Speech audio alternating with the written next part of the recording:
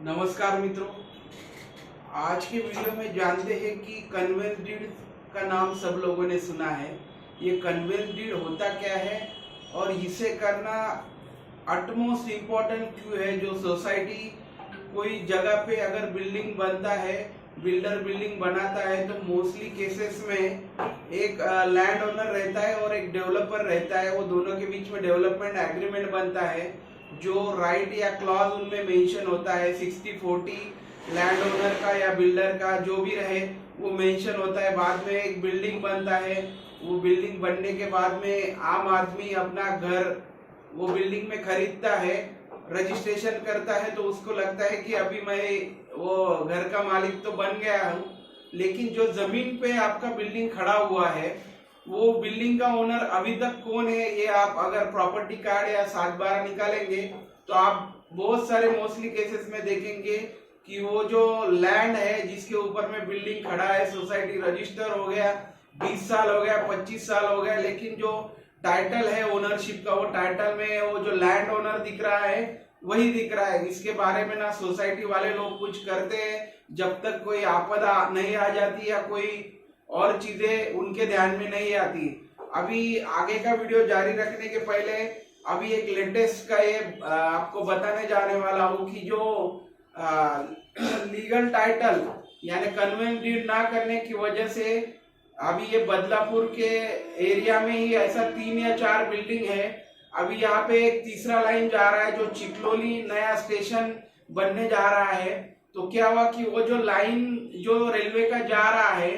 तो वो लाइन जिस जगह से जा रहा है तो वो जगह पे 3-4 जो सोसाइटी एग्जिस्टिंग है जिनको 20 या 25 साल हो गए, 3 से 4 सोसाइटी, उनका कुछ लैंड एक्वायर हो रहा है रेलवे की जगह में। तो आपको पता है कि अगर रेलवे या कोई भी प्राधिकरण, सार्वजनिक प्राधिकरण कोई लैंड या जमीन एक्वायर करता है तो उनको जो ओनर है उसको कंपेंसेशन देना जरूरी है। और जो मार्केट रेट से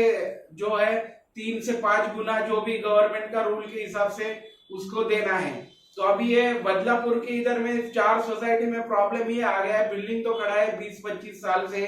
सोसाइटी रजिस्टर भी है, सेक्रेटरी, चेयरमैन, बाकी लोग सब सोसाइटी चला भी रहे हैं। लेकिन जब ये मामला सामने आया कि ये कंपेंसेशन देना किसको है, तो सोसाइटी वालों को लगा सोसाइटी रजिस्टर है, तो वो लोग रेलवे प्राधिकरण के पास गए। तो रेलवे प्राधिकरण ने बोला कि आपको ओनरशिप का टाइटल का डॉक्यूमेंट दिखाइए, सोसाइटी रजिस्टर का डॉक्यूमेंट आप दिखा रहे हो, बात सही है, लेकिन जो प्रॉपर्टी कार्ड या 7/12 है उस पे आपका नाम है तो वो दिखाइए। जब ये देखने गए तो ये लोगों को पता चला कि सोसाइटी है 20-25 साल से, लेकिन जो प्रॉपर्टी कार्ड या 7/12 पे ओनर का नाम है, वो जो लैंड ओनर था 25 साल पहले उसका ही नाम है। तो वो भी पहुंच गया कंपेंसेशन लेने के लिए कि ये जगह का मालिक मैं हूँ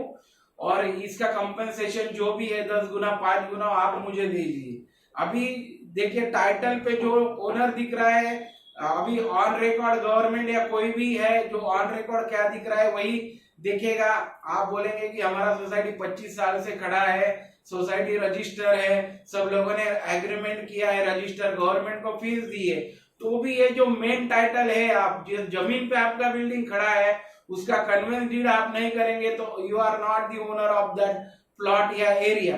तो यही कन्वेंस डीड आपका सोसाइटी रजिस्ट्रेशन होने के बाद में, अभी रेरा आने के बाद से बहुत सारी सहूलियत हो गई है। बिल्डर को सोसाइटी रजिस्टर भी कर फॉर्म करना है, रजिस्टर भी करके देना है, और बाद में कन्वेंस डीड की जो प्रक्रिया है वो भी बिल्डर ने इनिशिएटिव लेके करके देना है। लेकिन जो सोसाइटी है उनको भी ये जानकारी चाहिए कि ऐसा नहीं कि लिखा है तो सब हो जाएगा, आप लोगों को भी इनिशिएटिव लेना पड़ेगा, नहीं तो भविष्य में फ्यूचर में ऐसे प्रॉब्लम आएंगे जिसका मैं अभी उदाहरण दिया कि रेल ने लैंड एक्विजिशन किया तो ओनर उठ के जो 15-25 साल पहले का ओनर था वो आ गया और सोसाइटी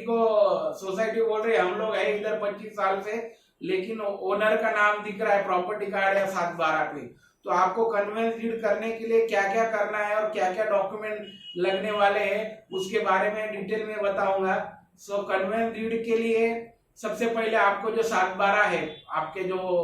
सोसाइटी जो जगह पे खड़ा है वो लैंड का 7/12, बाद में title search report last 30 years तक का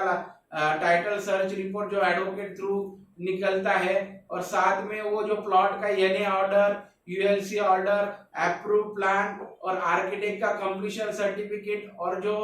आपका सोसाइटी रहेगा उसमें से एक फ्लैट या एक फ्लैट और एक शॉप का टोटल रजिस्टर डॉक्यूमेंट जो रजिस्टर ऑफिस में करते हैं वो, बाकी फ्लैट के इंडेक्स 2, और साथ ही में आर्किटेक्ट का कंप्लीशन सर्टिफिकेट, कंप्लीशन नगर पालिका या महानगर पालिका द्वारा दिया जाने वाला कंप्लीशन ऑक्यूपेशन सर्टिफिकेट, ये सब चीजें आपको लगने वाली। बाद में वो सब आने के बाद में एडवोकेट थ्रू बिल्डर को नोटिस भेजना है कि हम लोगों को ये कन्वेंस डीड करके देना है, यानी हम लोग फ्लैट या सोसाइटी के तो ओनर हो गए, लेकिन जो जगह पे हमारा सोसाइटी खड़ा है उसका ओनरशिप का टाइटल आप हमारे नाम पे कन्वेंस करके ट्रांसफर कर दो। इसके लिए एक इंटीमेशन नोटिस बिल्डर को भेजना है, और ये सब चीजें होने के बाद में आपका जो एरिया का रजिस्ट्रार रहेगा उसके थ्रू में जो गवर्नमेंट फीस और एडवोकेट का फीस पेड करके आपको कन्वेंस डीड सर्टिफिकेट मिलेगा, और वो कन्वेंस डीड सर्टिफिकेट मिलने के बाद में आपके एरिया का जो तलाटी या प्रॉपर्टी कार्ड में जो एंट्री करता है गवर्नमेंट ऑफिसर, उसके पास में आपको कन्वेंस डीड देना है, और बाद में उस कन्वेंस डीड देने के बाद में वो म्यूटेशन एंट्री सोसाइटी के नाम पे होगी, यानी आपका पहला बिल्डर या लैंड ओनर था उसके नाम हटके जो आपका रजिस्टर्ड सोसाइटी है, महाराष्ट्र सोसाइटी एक्ट में जो आपने कोऑपरेटिव सोसाइटी एक्ट में आपका सोसाइटी का जो भी नाम गृह निर्माण का नाम दिया रहेगा वो लैंड ओनर का नाम हटके आपके सोसाइटी का नाम आएगा, तभी आप पूरी तरह से वो लैंड का, वो सोसाइटी का ओनर हो जाएंगे। इसलिए कन्वेंस डीड करने के लिए बिल्कुल ही देरी मत कीजिए, और अगर नहीं किए रहेगी तो तुरंत सोसाइटी का मीटिंग लेके आप प्रपोजल रख के जल्द से जल्द कन्वेंस डीड कीजिए। कन्वेंस डीड होने के बाद में दूसरा एस्पेक्ट आता है डीड कन्वेंस, यानी कन्वेंस डीड यानी जो लैंड बिल्डर है वो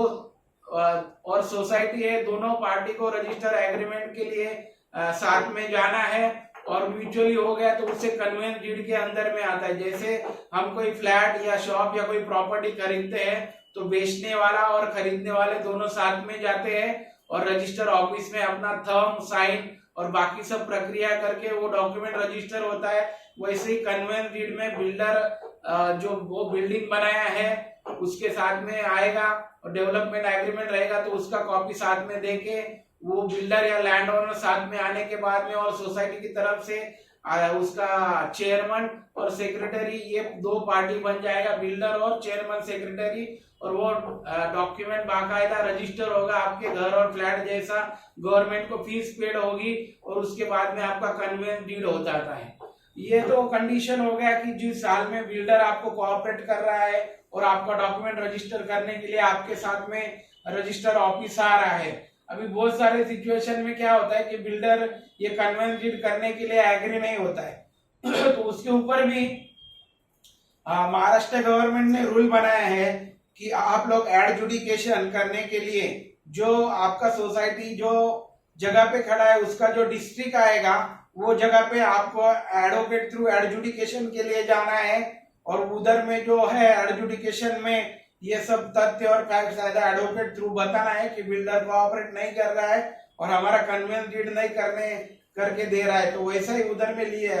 जो गवर्नमेंट का फीस और बाकी सब लीगलिटी और टेक्निकलिटी पूरी करने के बाद में विदाउट प्रेजेंस ऑफ बिल्डर, यानी उसने रजिस्ट्रेशन करने के लिए मना कर भी दिया तो भी एज एक्स पार्टी एडजुडिकेशन होके रजिस्ट्रार जो है आपका सोसाइटी रजिस्टर का आपको डीम कन्वेंस करके देगा और सर्टिफिकेट देगा। वो सर्टिफिकेट दिखाने के बाद में जो आपके एरिया का 7/12 पे वो लैंड ओनर का नाम हटके आपके सोसाइटी का नाम आ जाएगा। इसलिए अभी तक आपने अगर कन्वेंस डीड नहीं किया है तो जल्द से जल्द ये प्रोसेस के आप पीछे लग जाइए और एक अच्छा सा एडवोकेट देख के ये प्रक्रिया को जल्दी से जल्दी कंप्लीट कीजिए, और आपका जो बिल्डिंग है उसका फ्लैट का और शॉप का नहीं, जो जमीन पे आपका बिल्डिंग खड़ा है उसका ओनर होएंगे तो ये आपको जो हो जाइए तो ये आपको जो बेनिफिट जो रेलवे एक्विजिशन का बताया वैसे बेनिफिट मिलेंगे। नहीं तो आप बोलेंगे कि सोसाइटी रजिस्टर हो गया, अभी सब हो गया, तो ऐसा नहीं है। कन्वेंस डीड बहुत ही इंपॉर्टेंट डॉक्यूमेंट है और इसे जल्द से जल्द करके आप आपकी सोसाइटी का ओनर बन जाइए, ताकि फ्यूचर में आने वाले जो प्रॉब्लम है उससे आप बच सके और साथ ही में जो कंपनसेशन है उसका भी फायदा आपके रजिस्टर्ड सोसाइटी को मिल सके। अब मेरे वीडियो को ज्यादा से ज्यादा लाइक और शेयर कीजिए और आपके जानने वालों के साथ में भेजिए। और कुछ लीगल या टेक्निकल, इसके लिए मेरा मोबाइल नंबर और एड्रेस नीचे दिया गया है और आप मुझे उस पर कांटेक्ट कर सकते हैं। धन्यवाद।